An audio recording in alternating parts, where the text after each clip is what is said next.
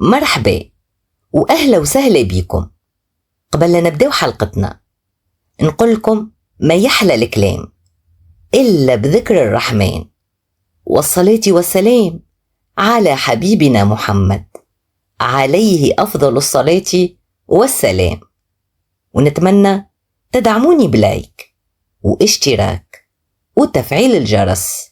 جزاكم الله خيرا. حلقتنا ورحلتنا اليوم على خرافة من خرافات الجدود، والخرافة هذه قليل اللي يعرفها، وخرافتنا بعنوان اخشم الضوية. سميوا بسم الله، صليوا على النبي وخلينا نبداو. كان يا مكان وفي قديم الزمان، وفي بلاد الرمل والواحات، وفي صحراء واسعة ما لها نهاية، وين كان الليل أطول من النهار. كانت فما واحة صغيرة تعيش فيها قبيلة بدوية، يرعاو الغنم ويزرعوا النخيل. وفي أطراف هيك الصحراء كانت فما بلاصة يسميوها خشم الضوية. بلاصة جاية بين زوز جبال كحل، الريح فيها قوية وتعصف على طول العام، والضباب مغطيها وكاسيها حتى في عز الصيف. وكانوا الكبار والجدود يحذروا من هيك البلاصة ويخافوا منها، وحد ما يتجرأ يمشي لها. يقولوا باللي ساكنتها مخلوقة غريبة، لا هي بني آدم ولا هي جنية، واسمها الضوية. والأسطورة كانت تقول اللي يدخل وحده لهيك البلاصة تخرج له الضوية وتبدأ تهمس في وذنيه، وتعطيه 3 اختيارات: يا يرجع لأهله مجنون، يا ينسى اسمه، يا يعيش بنص روح. وفي هيك القبيلة كان يعيش واحد اسمه سليم، راسه صحيح، عنيد يا لطيف.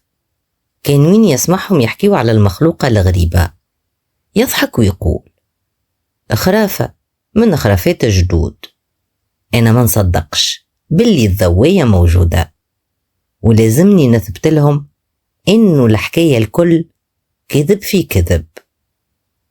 وفي نهار من نهارات الصيف السخون قرر وعزم، ركب على حصانه وشد الطريق. وأول ما وصل لخشم الضوية حس بحاجة غريبة ما فهمهاش شنية.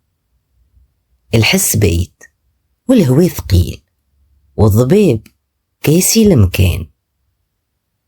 وفي عود يرجع زاد قدم، وإذا بيه اسمع حد يناديله باسمه: سليم يا سليم.